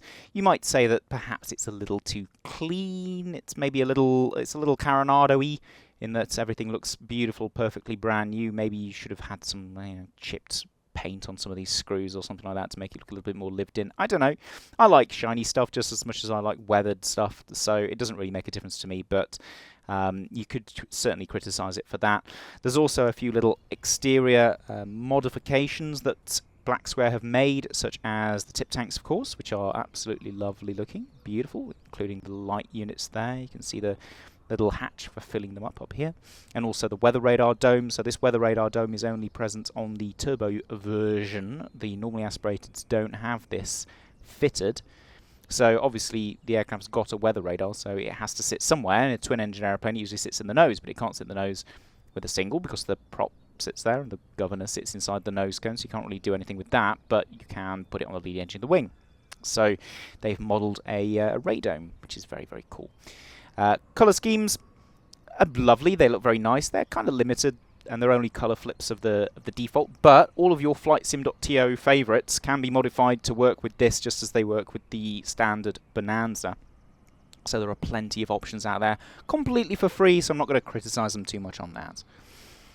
The next thing I've got is the quality of the sounds. So a lot of the sounds are default, the engine noises and switch noises and things like that, but plenty of custom ones have been set up and made for this aeroplane to make sure everything has an appropriate sound to it. Something else that Black Square have also been doing is setting the sound of the wind noise to the indicated airspeed of the airplane, which is different to the way most aircraft work in Microsoft Flight Simulator, where it's just selected to true airspeed. So, believe it or not, the sound, the wind rushing past the airplane, depends on air density. So, as the air gets thinner, as you go higher, and you're maintaining the same indicated airspeed, the sound is actually going to become the sound will stay the same if your indicated airspeed remains the same. If it drops back a bit, then the sound is actually going to get less. Whereas in the other aircraft with Microsoft Flight Simulator at the moment, as you climb, your true airspeed increases, and therefore the sound gets more and more and more, which is not how it works in real life. So Black Square have gone to a great deal of effort to make that more realistic, and also save you the incredible wind rushing noises that you sometimes get at high altitude, high airspeed turbocharged aircraft, for example. So that's very cool. You've also got the turbo whistle. Not sure how accurate that is to the real aircraft. I've never flown a real aircraft that sort of turbo whistles like a Intercity 125 train or something like that. For you Brits, maybe you know what that sounds like. If you're an American, maybe a big truck, a big diesel truck or something with a big whistling turbo on it, whistling diesel. Maybe that's an equivalent sort of sound, but that's certainly what this thing sounds like. It's really cool. I love the sound it makes. Is it realistic? Not sure. Again, Bonanza pilots, please let me know if that's an accurate feature. Now, the main draw of this aircraft is obviously the depth of the systems which have been included in here, and you really cannot fault them. Everything that is on an operational in the real aircraft is included and operational in this simulator model. It's, dare I say it, a study level representation of the real aircraft. You could certainly get in here and get to know all of the systems and get in the real aeroplane and apply that knowledge. So isn't that... Oh, hang on. That should be off. Oops, live prop. But isn't that the definition of study level? It's something you can use to practice for flying the real thing. So, absolutely fantastic. Electrical system works perfectly, just as it should do. You pull the brake or it knocks the system out, etc., etc. You can set up failure systems, so things will fail on you periodically. You can have it set to, as I've got it set, just randomly to fail. Or you can turn it right up, so loads of failures happen just for a bit of fun, see how you deal with that. Or you can even schedule particular failures if you want to practice how to deal with certain emergency situations in flight, which is really, really cool. I mean, it's something straight out of your fancy airliner mods like PMDG and all the rest of it. So very, very, very good to see that kind of thing. You've got, in addition to obviously all these different gauges and things that all work custom, you've also got things like the EDM 800 engine monitor here, which is really, really cool. You've also got the KNS, the old KNS 80, or is it KNS 80? KX155? No, it's KNS 80. Yeah, KNS 81. Ooh, it's the fancy version. Our nav system, if I ever learn how to use this properly, I will do a flight and show you what that's all about. But it's a very basic RNAV radio. It all works. You can literally use the real life manual for this thing to learn how to use it in the Black Square flight simulator model. So can't really get better than that. Integration with the Garmin stuff, and the Garmin stuff is obviously getting better and better. Thank you to working title for that one. But the integrated with the Garmin stuff is spot on. It works really well. You'd have absolutely no problem flying this thing on VATSIM, for example. So all of that stuff, fuel system, emergency systems like the gear extension. You've got the depth of the turbocharger simulation, the engine temperatures, oil and cylinder head, and all the rest of that kind of stuff. We've kind of seen things like that before, with such as the 414. The Flying Iron Spitfire's got a pretty accurate engine temperature model attached to it. But things like the cowl flaps opening and adding drag to the aircraft, I mean, forgive me if I'm wrong, but I don't think that's been modelled on anything else. Maybe the 414's got it, but certainly nothing else that I know of, which is absolutely fantastic, really. They've really gone to some real depth to make sure the systems are as they should be. So that's really the main draw of this thing. If systems modelling turns you on, then this is the plane for you. The next point I've got is the documentation is very good. There's a great manual included with this aircraft, which really you need it. If, like me, you've never flown a turbo Bonanza or any Bonanza in real life, you're going to need to read up before you can even vaguely operate this airplane properly, which I have been doing over the past few days. So hopefully my operation of the airplane wasn't too amateurish. Yeah, you absolutely need that kind of documentation with this sort of model, otherwise you'll be all at sea. Also, the included checklist, absolutely fantastic to see an in-game checklist in depth as the ones here. I would maybe change the order of the way things are set up in the in-game checklist a little bit, if I can just have a little gripe. I'd put all the emergency stuff at the end, so it's not interrupting the flow of you running through the checklist normally. But it is very, very good to see. So documentation and the in-game checklist, fantastic features. Next thing I've got is the handling and performance. So this is something that always sells an aeroplane to me in Microsoft Flight Simulator. Does it feel like a real one? And for the most part, this one absolutely does. Now, the default flight model of the default aeroplane is pretty decent too, for what I remember of it, but it does feel like Black Square have certainly had a little pass over it and made things feel a little bit more realistic in terms of the inertia and the weight of the aircraft. It really does feel like I'm controlling a real thing with mass and not just a paper airplane flopping around, which quite often in Microsoft Flight Sim developers fall into the trap of allowing airplanes to feel like that. The performance, as far as I can tell, is on the numbers. For the normally aspirated Bonanza, I have checked the numbers against. It's pretty much spot on. So I've got no reason to believe that this particular version is not spot on as well. But all I've got to go off are the numbers in the Black Square manual, which is pretty basic. So it does hit the numbers in the manual, but I've got no idea if that's for max all-up weight, or for a light aircraft, or for a mid, or what temperature that's at, or pressure altitude, or any of that kind of stuff. So if anyone's got any turbo arrow performance documentations, hit me up on Discord and send them me, because I'd be more than happy to check it against those things. And the final thing I've got in the positives is just the capability of the aircraft. The Bonanza's a really great plane. It's one of my favourite single-engine aeroplanes. I'd love a go in a real one. But it carries so much weight. It's got enormous fuel capacity. It's got enormous endurance and range. And obviously the turbocharged one is really, really fast. For a single-engine aeroplane to be going almost 200 knots is pretty special. So you can do a lot of stuff with this aeroplane. You can fly it very high, you can go long distances, you can carry weight, which just opens up the possibilities for the things you can do with it in Flight Simulator. So if you want to do a VATSIM flight, you're not going to be annoying the controllers too much by trogging along at 120 knots or whatever, you've got the performance to at least keep up with some of the other aircraft that are going to be knocking around on VATSIM. And also, you can cover distance reasonably quickly. So if you want to do a longer flight, if you want to do something out of the south of France, or if you're in the US, go state to state, then this is a much more capable aeroplane than something like the PA-28 from Just Flight, which, bear in mind, is a great representation of that aeroplane, but it's a much slower aeroplane with much less range. So it's not as capable of doing as many flights as this one is. So yeah, it's kind of a benefit of the real aeroplane that's carried over to the simulator example. Right, negatives. Let's have a bit of a whinge. First of all, it is a default model on the outside, as I have said multiple times, as is advertised very clearly on the product page on the Just Flight website. You should be under no illusions that you're getting some kind of brand new aeroplane on the outside. However, they've gone to the effort of putting things like the pod on here, the tip tanks, and modelling all sorts of different stuff in terms of, I think the cooler door does operate in flight. Pretty sure it does. I'll correct myself if I don't.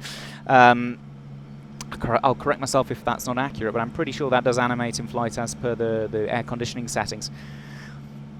But surely they could have, maybe if they've gone to all that effort, they could have done some opening panels and an opening door and gone all the way and put some passengers in the back and given us a little iPad to control things and all that kind of stuff, like a full custom exterior model would do. Obviously, you could still keep plenty of the default parts, but maybe you could have gone a little bit further with adding features to the exterior model. I don't know. I'm not a developer. I don't know anything about coding stuff. I don't know the first thing about computers other than you turn it on and play Flight Simulator. So please forgive me if I'm completely talking out of my rear end here, but it just seems like they've gone to the effort of including all of the exterior adjustments to the airplane, like the tip tanks. Well, couldn't they have put a door in there too? I don't know. Not sure. Stall characteristics of the airplane. I don't think that's particularly accurate. Please correct me if I'm wrong. But I don't think the Bonanza has a high enough performance wing to do that kind of stuff. And you can see these kind of big wedges on the leading edge here are there to prevent the outboard sections of the wing from stalling before the inboard section. So really, that wing drop that we got, it really shouldn't have happened. That doesn't happen with light aircraft for the most part, unless they're really high performance things, unless it's something dodgy like a Tomahawk, which is designed to spin quite violently specifically. You shouldn't be getting that dramatic wing drop in all configurations, so I think that's a little bit incorrect. That said, you might be the sort of person who never really tests their aeroplane out in that kind of general handling maneuver, in which case, who cares? But for those of us who do like to play around with that kind of thing on Flight Simulator, it's obviously going to break the immersion quite a lot. The next thing I've got here is the startup. Now, the engine management of the airplane is incredibly in-depth and incredibly good, but following the checklist, I can't get the thing to start. I have managed to get it started in the past well, I've been flying around the Caribbean with it mostly, so maybe it's the slightly colder temperatures. But it just seems like I can't get the thing started up. Now, I do know there's vapor locking included in this and all sorts of other stuff, which we've already seen, to be fair, with the Just Flight arrows. But maybe there's something that's not quite right in the coding that's preventing that from happening at sort of mid-temperatures. I'm not sure. Obviously, putting the fuel pump on starts it up perfectly every single time. So I don't know if that's something that's been missed out or incorrectly copied out into the checklist. Maybe you're supposed to start it with the fuel pump on, and that's maybe why it's not starting. Or maybe there's something wrong with the coding of the engine start in terms of the actual aircraft itself. I'm not sure. But it does seem like there's something a little bit incorrect there. So just as a warning note there, and maybe a little note for the chaps at Just Flight or the chaps at Black Square rather, to have a little tweak of that. And the final negative I've got here, not too many of them, I'm happy to say, is the price. So this currently retails at $24.99, which is sort of a mid-price in there for an aircraft add-on for Microsoft Flight Simulator. But you've got to remember that this is essentially a mod for a default aeroplane, and I'm sure I've said this before on every other Black Square add-on that I've reviewed, apart from obviously the Velocity XL, because that's fully custom. But the the price of this, you've got to take into consideration you're just getting the systems and the tweaks to the flight model and the interior. You aren't getting a new aeroplane. It is a default. It's essentially a Zibo mod of the default Bonanza, which, I mean, if you're familiar with Zibo mod, or maybe, what's that Airbus for Microsoft Flight Simulator? Fly-by-wire. The fly-by-wire A320, essentially it's that, but you pay for it. Now, you might say, well, this is more in-depth than any of those things, and it has custom blah, blah, blah, blah, blah. Of course it does, and I agree with that, but I'm just playing devil's advocate here. It's a reasonable amount of money for essentially what is a mod. And to put that into perspective, the Just Flight Arrows and Warrior are only about £4 more. 4 or £5 more, let's say. Let's say a 5 or more. The SimWorks Studios Kodiak 100, which I've heard some good things about, not tried it out myself. That's, again, same price as the Turbo Arrows. These are all completely new aeroplanes with custom exterior models, custom everything, completely new. And they're only a £5 extra. The Black Square Velocity XL, which again is a completely custom new aeroplane, is actually cheaper. It's about £5 less than this. And it's very in-depth, and also it's a very high-performance single-engine piston aircraft that can cruise at pretty much the same speed this can. Now, obviously, it's not as big, and it doesn't handle the same, and it's kind of a bit of a quirky little thing, but it's still a very capable aircraft. So, is it worth it? Now, I've already made my mind up about this. For me, personally, I think this is a great edition, and I think the Black Square add-ons are absolutely fantastic, and the amount of effort that they put in does really justify the price, in my opinion. But I'm just bringing this up because perhaps in your opinion that's not the case. So there's your positives and negatives from my point of view. Overall, I think this aircraft is absolutely worth the price, and it's absolutely worth getting if you are into your GA piston engine light aircraft, which I suspect if you're watching this channel you are, because that's mostly what we do on here. But obviously you might have your own opinion, and please do put in the comments below. Thank you so much for watching through the whole video. If you've managed to sit through the whole thing, congrats. I know they tend to drag on a little bit. I will obviously put the usual timestamps in the description below for your benefit. If you haven't already subscribed to the channel and you like what we do here, please consider subscribing. It really does help us in terms of getting the channel visible and showing it to more people. And hopefully next time I'll be back with you, maybe even with a stream, but we'll see. So take care, and I'll see you next time. Bye-bye.